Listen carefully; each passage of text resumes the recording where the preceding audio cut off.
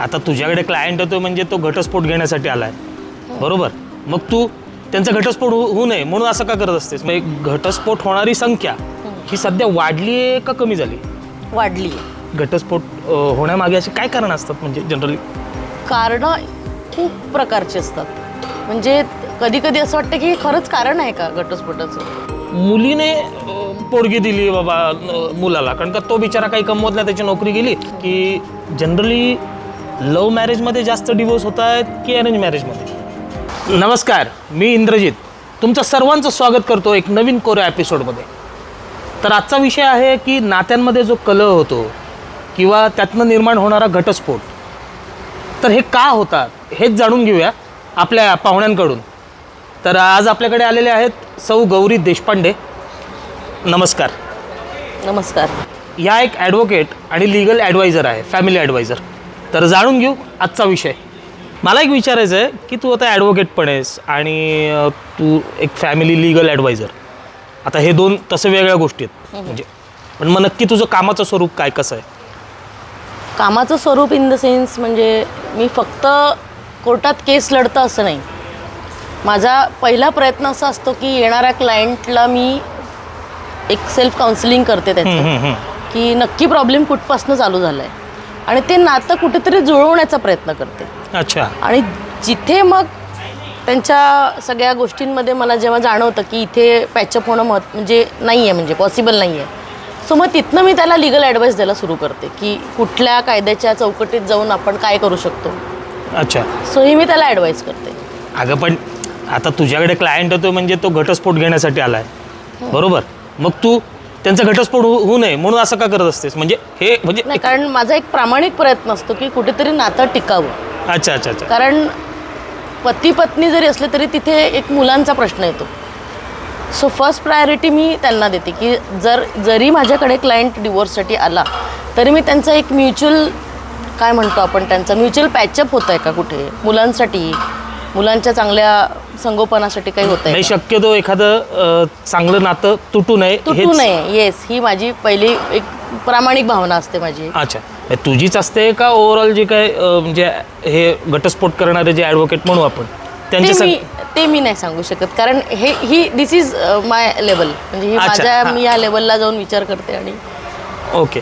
मग मला एक आता हे विचारायचं आहे इन जनरल की बाबा आता घटस्फोट होणारी संख्या ही सध्या वाढली आहे का कमी झाली? वाढली आहे. म्हणजे या काही वर्षांमध्ये घटस्फोटाचं प्रमाण वाढलेलं आहे. म्हणजे केसेस कन्सिस्टंटली फाईल होत आहेत. ओके. हां, पण त्या स्टँड कुठे होत आहेत हे पण महत्त्वाचं आहे. म्हणजे फक्तच भांडण झालं की केस फाईल करायची हे असं नसतं. आणि मिसगाईड करणारे पण लोक बरेच असतात. अच्छा. काही नातेवाईक म्हणा, काही फ्रेंड सर्कल म्हणा, पण at the same time patch-up करणारे पण असतात. सो प्रमाण वाढलं आहे कारण कुठेतरी एक लॅक ऑफ कम्युनिकेशन होतं, एक अंडरस्टँडिंग लेवल कमी झालं आहे आत्ताचा, आणि पेशन्स तर फारच कमी झालेलं आहे आत्ताच्या पिढीमध्ये. सो या सगळ्या कारणांमुळे ते प्रमाण अर्थातच वाढलेलं आहे.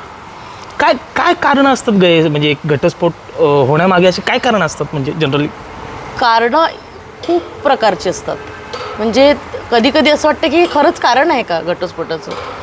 म्हणजे बायकोला न विचारता जर नवऱ्याने तिचं कार्ड यूज केलं एखाद्या गेमसाठी, एखाद्या प्ले स्टेशनसाठी, तरी पण डिवोर्स, म्हणजे it will be a ground for divorce. हे म्हणजे आपल्याला विचार करणं अगदी अवघड जातं की हे असं, हा पण एक ग्राउंड असू शकतो. आणि पेशन्स, मी तुला जसं म्हटलं, पेशन्स लेवल कमी झालेलं आहे. कुठेतरी कम्युनिकेशन, म्हणजे आजकाल नाईट शिफ्ट्स असतात नवरा बायकोंच्या, मग ते एकमेकांना वेळ देऊ शकत नाही, कुठेतरी त्याच्यावरनं वाद निर्माण होतात. एखाद्या मुलीला कुकिंगमध्ये इंटरेस्ट नसेल, मग तिला ते करावं लागत असेल, तर मग त्याच्यावर होतात. म्हणजे there are n number of reasons ज्याचा आपण विचारही करू शकत नाही. हे घटस्फोटाची कारण असतं. त्या रिझनवरनं आठवलं मला की तुझी एक केस मध्यंतरी म्हणजे पेपरमध्ये पण नाव आलं होतं, ते तुझी एक गाजली होती ती केस. नक्की काय प्रकरण होतं ते? प्रत्येक केस एक वेगळी असते, बट कसं क्लायंट कॉन्फिडेन्शियलिटी आम्हाला ती एक वकील म्हणून जपावी लागते. सो मी त्याच्यामध्ये एवढंच सांगेल की मी एका हजबंडकडून होते. अच्छा, तू माणसाला न्याय दिला? येस, पिटिशनर हजबंडकडून मी होते. तर त्याच्यामध्ये त्या लेवलला आम्ही प्रॉपर युक्तिवाद, जे आमच्याकडे प्रूफ्स होते ते मी कोर्टात सादर केले योग्य ते त्या ह्याच्या पद्धतीने. तर त्यानुसार मग मी त्याला तो न्याय मिळवून दिला. कारण मला एक क्रिस्टल क्लिअर होतं, त्याची बाजू एक क्रिस्टल क्लिअर होती की नाही कुठेतरी हा सफर होतोय. पण जनरली आता जे म्हणू आपण लॉचे जेवढे फायदे आहेत हे तर मुली घेताना मी बघतो की बाबा ते त्याचा बरोबर फायदा घेतात त्या लॉचा. म्हणजे पोडगी असेल हे असेल तर ते काय म्हणतात त्याला एक सहानुभूती अनुसार त्यांच्याकडेच वळतो कल आणि जो नवरा असतो त्याला ते सगळं द्यावं लागतं. मग तू नवऱ्याला कसं म्हणजे हे थोडं नाही. आता ही विचारसरणी तुझी जे म्हणतोय ते बरोबर आहे, पण आता ते चित्र बदललं आहे. अच्छा. हां, म्हणजे आता कायदा स्त्रियांच्याच बाजूनी चालतो असं नाही आहे. जिथे एक क्लॅरिटी येते कोर्टाला तर कोर्ट पण त्या पद्धतीने न्याय देतो. मग आता कारण फक्तच डिवोर्स पिटिशन फाईल करून जर तुम्ही मेंटेनन्ससाठी त्याला हॅरास करत असाल तर कुठेतरी तुमचं पण सगळं ॲफिडेव्हिटमध्ये तुमचं पण सगळं येतं. तुमची मालमत्ता काय, तुमचा सॅलरी बेस काय, डिस्प्यूट कोर्टपासून चालू झाले आहेत. अच्छा, डिटेल म्हणजे अगदी डिटेल. हां, आणि मग खरंच गरज आहे का, ग्राउंड काय आहे, ह्या सगळ्या गोष्टी त्याच्यामध्ये बघितल्या जातात. जसं आत्ता आपण डिस्कस केलं की बाबा पोडगीसाठी आता ग्राउंड लेवलला पार कोर्ट बघतं, ठीक आहे. पण मग असं काही आहे का म्हणजे बाबा पोडगी जनरली त्यात नवरा सफर होतो मॅक्झिमम वेळा, ठीक आहे. तर मग त्याच्यातनं त्याला वाचता येईल का की बाबा पोडगी द्यायची गरज नाही पडणार, असं काही करता येतं का बाबा? नाही, वाचता येईल का हे विचारणं चुकीचं आहे. म्हणजे तिथे कोर्ट बघतं की समजा आता डिवोर्स कोणी फाईल केलं आहे, डिवोर्सचा ग्राउंड काय आहे, मग हजबंड वाईफमध्ये किती मुलं आहेत, मूलबाळ किती आहे. सो मग खरंचच जर म्हणजे वाईफने ॲलिमनी फाईल केली किंवा एक मंथली मेंटेनन्स ॲप्लिकेशन फाईल केली, सो कोर्ट पण हे बघतं की she is enough capable to herself. But तिला एक मुलगी आहे, समजा दोघंही एकाच क्षेत्रात आहे, दोघंही IT मध्ये आहे, पण एक वडिलांची मॉरल रिस्पॉन्सिबिलिटी, सोशल रिस्पॉन्सिबिलिटी जी आहे त्याच्यामधनं तुम्ही बॅकआउट नाही करू शकत, तुम्ही त्याच्यातनं पळ काढू शकत नाही. पण हेही बघितलं जातं की मग कितपत म्हणजे बायकोने उगीच खूपच मागितलं असेल तर मग कोर्ट कुठेतरी एक मध्ये येऊन हे करतं. आणि आता कसं झालेलं आहे, पूर्वीची जी विचारसरणी होती की फक्त पुरुषच याच्यामध्ये सफर होतात, तर ते आता तसं राहिलं नाही. As per Rajneesh versus Neha एक लँडमार्क जजमेंट आहे, ते सुप्रीम कोर्ट्स डायरेक्शन्सनी ते झालेलं आहे. सो त्याच्यामध्ये आता बोथ पार्टीजला एक असेट लायबिलिटीचे एक ॲफिडेव्हिट दाखल करायला लागतं कोर्टामध्ये. सो त्याच्यामध्ये एक क्लॅरिटी येते की वाईफ किती कमवते, नवरा किती कमवतो, दोघांची एक मुव्हेबल इमुव्हेबल प्रॉपर्टीज किती आहे. सो याच्यामध्ये क्लॅरिटी होऊन जाते. आणि जर दोघांच्याही याच्यामध्ये अगदी फायनान्शियल याच्यामध्ये कंडिशन्समध्ये खूपच जास्त तफावत असेल, then in that case court बघतं की खरंच गरज आहे का. पण मग नाही, आता जसं तू म्हणतेस की तफावत बघायला मिळते, ठीक आहे. म्हणजे नवऱ्या बाबा XYZ नवरा 1 लाख कमवतोय आणि जी म्हणजे वाईफ आहे ती बाबा 20,000-30,000 कमवती. तर मग हा तफावत झाला, मग अल्टिमेटली बाबा जो 1 लाख कमवतोय त्याला तिला काही ना काहीतरी द्यावं लागणार. मुलबाळ असलं तर मग ते द्यावं लागतं. But depends on. नाही, मग मला असं विचारायचं, असं काही कधी झालंय का की बाबा मुलीने पोडगी दिली बाबा मुलाला, कारण का तो बिचारा काही कमवत नाही, त्याची नोकरी गेली. डिपेंड्स ऑन द केस. म्हणजे आपण म्हणतो ना, ते अगेन मी म्हणेल की ग्राउंड काय आहे, ती सिच्युएशन काय आहे. सो त्याच्यावरती कोर्ट हे करतं. म्हणजे आता एकदम पार्शल डिसिजन कोर्टाकडनं बघायला मिळतात. आता माझ्याच एका केसमध्ये मी हजबंडकडनं होते. सो त्याच्यामध्ये त्या मुद्द्यांनी ते आम्ही युक्तिवाद केले. ओके. ते त्या न्यायाच्या चौकटीत आम्ही ते सगळे पुरावे दाखल केले.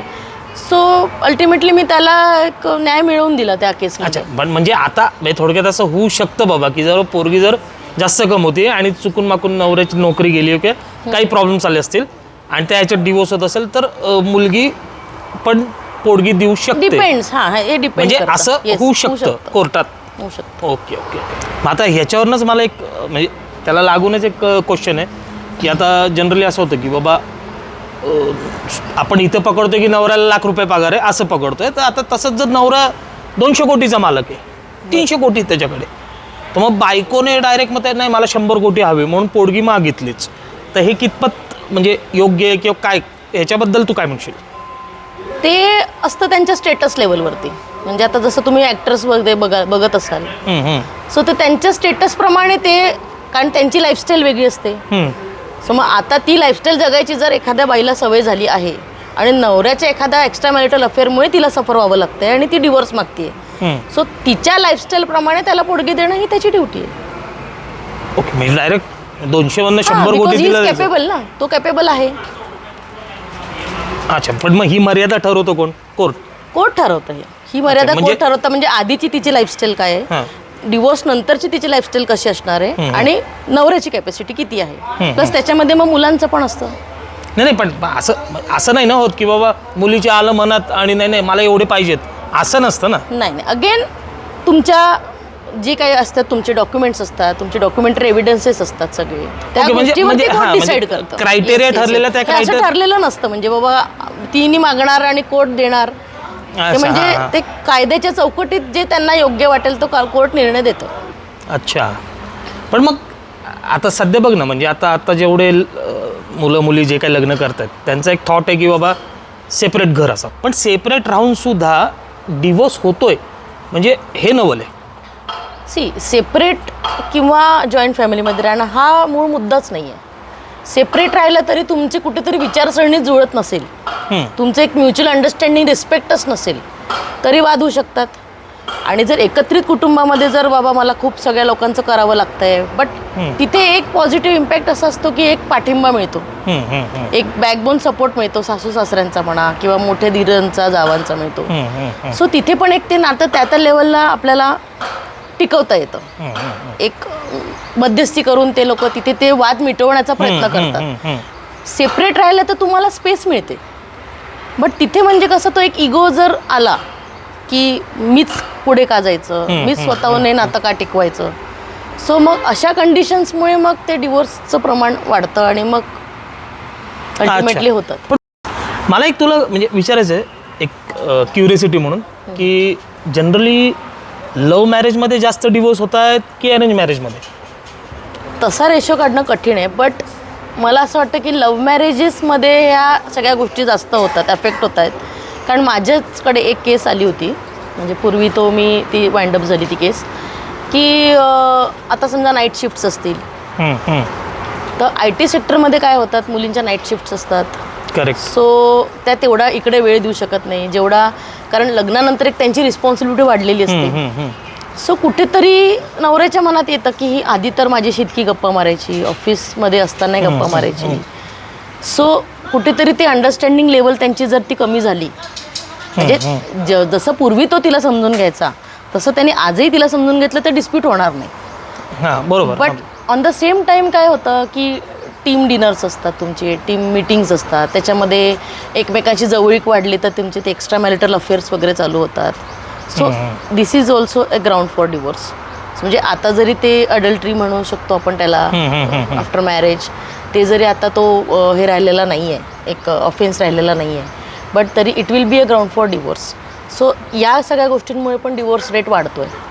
ओके, पण मग आता ते म्हणजे फॉरेनमध्ये तर मी ऐकलं आहे बाबा, आता इथं पण भारतात सुरू झालेलं आहे की लिव्ह इन रिलेशनशिप तर आहेच, लिव्ह इन रिलेशन आणि प्रीनेप्च्युअल ॲग्रीमेंट म्हणून एक आहे. तर भारताच्या कायद्यात यांचं कुठं स्थान आहे, काय म्हणजे नक्की? आपल्या इंडियन कॉन्स्टिट्यूशनमध्ये जे आहे आता, सो ते जे बेसिकली मॅरेज रिलेटेड ज्या केसेस असतात त्या एक तर हिंदू मॅरेज ॲक्टप्रमाणे चालतात, स्पेशल मॅरेज ॲक्टप्रमाणे चालतात आणि काही वैयक्तिक कायद्यांप्रमाणे चालतात. सो प्रीनेप्च्युअल ॲग्रीमेंट सध्या भारतात एन्फोर्सेबल नाही आहे. ओके. हां, बट कोर्ट त्याला जेव्हा त्या लेवलला ती जेव्हा केस येते तेव्हा एक ॲज अन एव्हिडन्स म्हणून फक्त कन्सिडर करू शकतात. ओके. बट त्याच्यासाठी असा सेपरेट असा अजूनपर्यंत तरी कायदा अद्याप इंडियात आलेला नाही आहे. ओके. हां, म्हणजे तो एक जो एक म्युच्युअल ॲग्रीमेंट म्हणतो आपण, जे एक नवरा बायकोने आधी केलेलं असतं, ठीक आहे ना. हां, म्हणजे मला तेच विचारायचं होतं की आता बऱ्याचशा पब्लिकला, म्हणजे आपल्या प्रेक्षकांना माहीत नसेल, तर नक्की तो ॲग्रीमेंट काय प्रकारे, हा जरा सांगशील का? म्हणजे त्या ॲग्रीमेंटमध्ये अशा गोष्टी असतात, म्हणजे तुमचं फायनान्शियल पोझिशन काय आहे सध्या, म्हणजे लग्न झाल्यानंतर मुलांचं आपण कसं संगोपन करणार. ओके. इन केस डिवोर्स झाला आपल्या दोघांमध्ये तर मग त्याच्यानंतर माझी ॲलिमनी कशी असणार, मग जी प्रेझेंट प्रॉपर्टी आहे त्याचं डिव्हिजन कसं होणार. ओके, म्हणजे these are the basic things okay त्याच्यामध्ये असतात.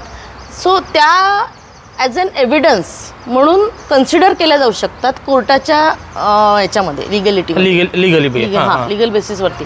बट आणि कोर्ट पण कधी करतं, जर एखाद्यावरती अन्याय होत नसेल आणि त्या अटी शर्ती अगदी कोर्टाला मान्य झाल्या की नाही, these are the basic things, so मग कोर्ट पण त्या गोष्टीला फक्त एक ॲज अन एव्हिडन्स म्हणून, एक पार्ट ऑफ एव्हिडन्स म्हणून मानू शकतं.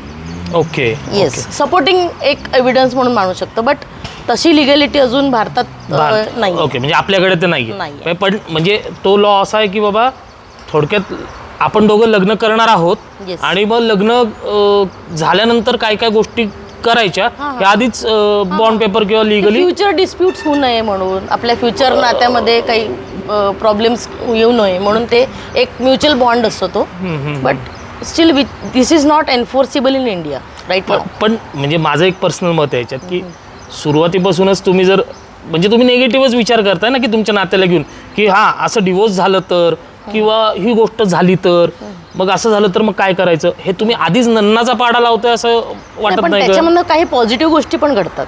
म्हणजे आपण जे म्हणतो ना, ज्या गोष्टी फ्युचरमध्ये अवघड होऊ नये त्यासाठी घेतलेल्या ज्या स्टेप्स असतात, म्हणजे आपण म्हणतो ना prevention is better than cure. हां. सो काइंड ऑफ तसंच आहे.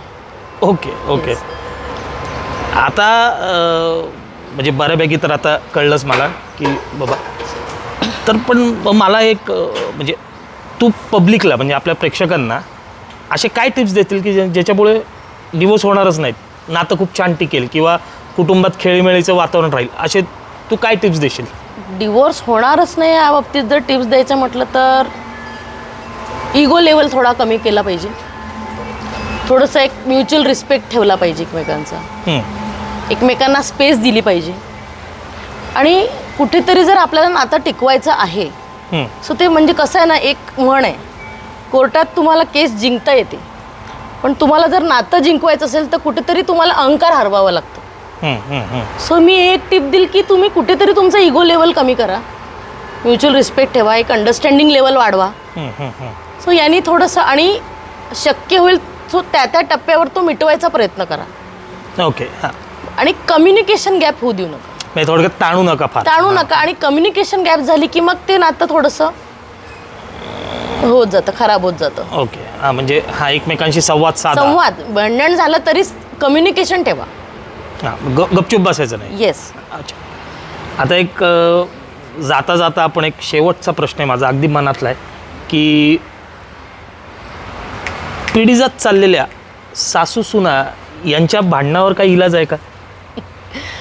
इलाज असं ॲक्च्युली तर ते एक गोड नातं आहे, ते असं बघितलं तर तसं ते तिखट आहे, तसं बघितलं ते गोड नातं आहे. बट एक अपेक्षांचं ओझं आणि जबाबदाऱ्या आणि कुठेतरी एक अंडरस्टँडिंग लेवल कमी झाला की त्या गोष्टी होतात. बट आताच्या सासवा तशा नाही आहेत, माझ्या पण सासूबाई तशा नाही आहेत. अच्छा. सो आजकाल सपोर्टिव्ह सिस्टीम वाढलेली आहे जरा, म्हणजे घरातनं सुनेला सपोर्ट मिळतोय. सो त्या गोष्टी आता कमी बघायला मिळत आहेत. म्हणजे थोडक्यात त्यांनी सून म्हणून अनुभवलंय, म्हणजे त्यामुळे सासवा पण प्रॅक्टिकल झालेले आहेत की नाही माझी एक सून घराबाहेर पडतीये. सो त्यांचं पण तेवढं एक्सपेक्टेशन लेवल आता सुनेकडनं तो कमी झालाय की बाबा ती बाहेरही काम करते, मग तिने घरात पण लक्ष द्यावं. तर आजकालच्या सासवा पण तेवढं त्यांना कोऑपरेट करतात आणि एक हेल्दी रिलेशन बघायला मिळतंय सध्या तरी. ओके. म्हणजे सध्या तुझं म्हणणं आहे की जी पिढी जात चाललेली सासू सून ही भांडणं आता त्याला काही औषध नाहीये, कुठेतरी आता थांबत चाललंय बाबा किंवा बदलत चाललंय, विचारसरणी चेंज होतीये. तर गौरी, तू वेळात वेळ काढून तू आमच्या इथे आलीस आणि आमच्या प्रश्नांची उत्तरं दिलीस, जे काही म्हणजे प्रेक्षकांच्या जे मनात गोष्टी होत्या त्याचं निरसन केलंस तू थोडक्यात, त्याबद्दल तुझे आभार, धन्यवाद.